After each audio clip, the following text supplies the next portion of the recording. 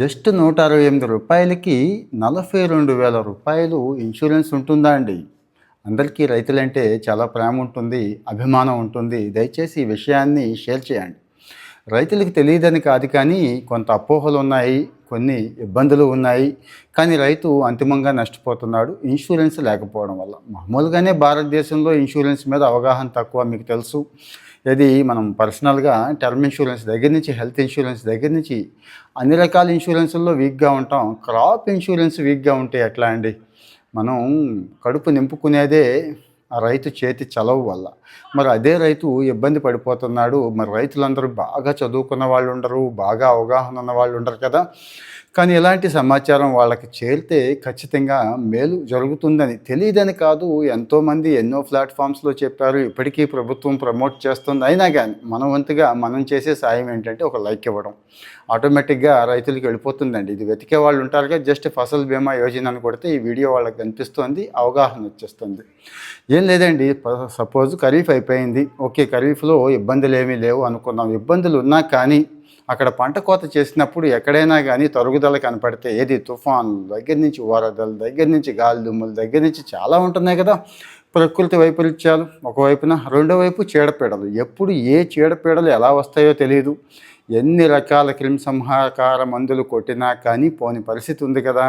So అలా ఆ పరిస్థితుల్లో దిగుబడి తగ్గినా కానీ ఎకరానికి 42,000 రూపాయలు ఎలా వస్తుందండి? సో పిఎం ఫసల్ బీమా యోజన, ప్రధానమంత్రి ఫసల్ బీమా యోజన అని ఒక స్కీమ్ ఉంది. ఆ స్కీమ్ రైతుల్ని ఆదుకోవడం కోసం, ముఖ్యంగా వరి పండించే రైతులు ఈ రాష్ట్రంలో 5-6 లక్షల మంది ఉన్నారండి.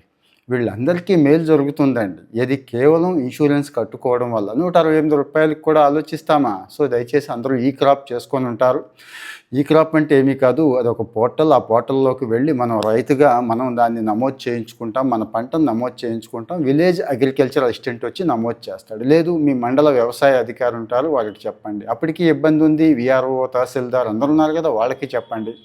అప్పటికీ ఇబ్బంది ఉంది, 155 అని చెప్పి 251 అని చెప్పి ఒక నెంబర్ ఉంది, టోల్ ఫ్రీ నెంబర్ రైతుల కోసం, అది చెప్పండి. అప్పటికీ ఇబ్బంది ఉంది. చూడండి ఎన్ని చెప్తున్నాను, 1100 అని ఒక నెంబర్ ఉంది. ఇది ఏకంగా ముఖ్యమంత్రి గారిదే. వాళ్ళు యాక్షన్ తీసుకుంటారంటే సేవా లోపం ఉంటే, సర్వీస్ లోపం ఉంటే వాళ్ళకి చెప్పండి అని చెప్పడం నా ఉద్దేశం. సరే, మళ్ళీ సబ్జెక్టుకి వచ్చేస్తాను. సో వరి రైతులు ఇబ్బంది పడుతున్నారు. ఈ ఫసల్ బీమా యోజన కట్టుకుంటే ఏదైనా ప్రకృతి వైపరీత్యం, చీడపీడలు జరిగినప్పుడు ఆ 42,000 రూపాయలు ఎంత ఆదుకుంటాయండి? రైతు ఎంత పెట్టుబడి పెడతాడు, ఆరుగాలం ఎంత కష్టపడతాడు, ఎన్ని ఆశలు పెట్టుకుంటాడు పంట మీద. మరి ఆయన పండిస్తే ఈరోజు మనం కాస్త 4 వేళ్ళు నోట్లోకి వెళుతున్నాయి కదండి. మరి అందుకోసమే నేను ఇంతగా ప్రత్యేకంగా ఇది రిక్వెస్ట్ చేస్తుంది ఏంటంటే, కాస్త షేర్ చేయండి, లైక్ చేయండి అని చెప్పి. ఒక వరి పంటే కాదండి, ఆల్రెడీ మామిడికి కూడా ఉంది అవకాశం. ఆంధ్ర రాష్ట్రంలో అటు చిత్తూరు దగ్గర నుంచి శ్రీకాకుళం దాకా మామిడి పండించే రైతులు బాగా ఉన్నారు. ఎక్కువ చిత్తూరు ప్రాంతం ఎక్కువ.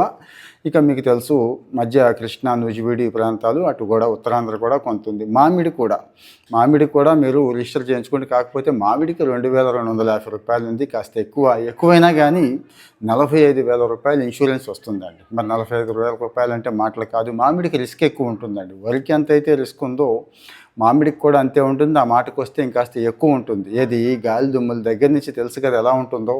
ఈ పూత దగ్గర నుంచి, మంచు పడటం దగ్గర నుంచి, పిందె రాలిపోవడం దగ్గర నుంచి ఎన్ని పిచికారీలు మందులు కొట్టినా పూత నిలబడదు. పిందేమో కాయగా మారదు. కాయగా మారిన తర్వాత ఇక రకరకాల రోగాలు.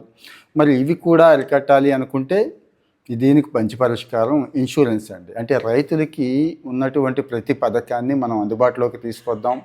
మంచి ప్రభుత్వ పథకాలు, ప్రభుత్వం అందిస్తున్న సపోర్టు, సమాచారం అన్నీ కూడా మొన్న మధ్య కూడా మనం ధాన్యం కొనుగోలు విషయంలో ఒక విషయం చెప్పాను. ధాన్యం మంచిగా రేట్ అమ్ముకోవడం కోసం పరిష్కారాలు చెప్పాను. అంటే సమస్య ఉన్న చోట నేను పరిష్కారం కూడా చెప్తున్నాను. సో దయచేసి ఇక్కడ కామెంట్లో పెట్టండి. అప్పటికీ మీకు ఇబ్బంది ఉంది, రైతులుగా ఇబ్బంది పడుతున్నారు, ప్రభుత్వం నుంచి సపోర్ట్ అందట్లేదు అనుకున్నప్పుడు పనిచేసే మెకానిజం ఉంది, పనిచేసే వాళ్ళు ఉన్నారు, పట్టించుకునే వాళ్ళు ఉన్నారు.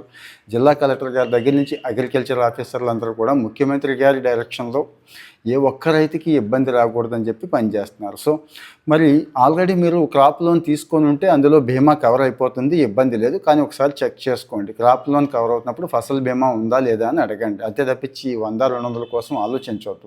రెండోది, అందరూ క్రాప్ లోన్ తీసుకొని రైతులు ఉంటారు చాలామంది, వాళ్ళకి మాత్రం ఇది ఖచ్చితంగా షేర్ చేయండి. చెప్పండి, కట్టించండి. విలేజ్ అగ్రికల్చర్ అసిస్టెంట్ వెళ్ళినా కానీ కొంతమంది కట్టని వాళ్ళు ఉంటారు.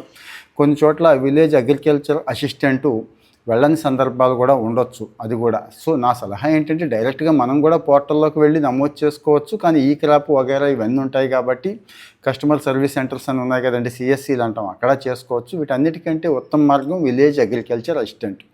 విలేజ్ అగ్రికల్చర్ అసిస్టెంట్ ఈ విషయంలో సహకరించట్లేదు, ఇబ్బంది పెడుతున్నాడంటే 155251 నెంబర్ చెప్పాను. అయినా కానీ ఇబ్బంది ఉంది, ఆ నెంబర్కి ఫోన్ చేసినా పని అవ్వట్లేదంటే 1100కి నెంబర్కి ఫోన్ చేస్తే మీకు ఆ ఇన్సూరెన్స్ అనేది క్లియర్ అయిపోతుంది. అంటే కట్టించుకోవడం అనేది నమోదు చేసేసుకుంటారు అని చెప్పడం నా ఉద్దేశం. సో మరి మీకు ఈ విషయంలో మీకున్న అనుభవాలు చెప్పండి. ఇంకా ఇబ్బందులు కూడా ఉంటాయి. కడుతున్నాం కానివ్వండి, బీమా మాకు రాలేదు, లేకపోతే ఏ ఉపయోగం లేదు, మోసం చేస్తున్నారు, మాయ చేస్తున్నారు, ఇలాంటిది ఉంటే అది చెప్పండి.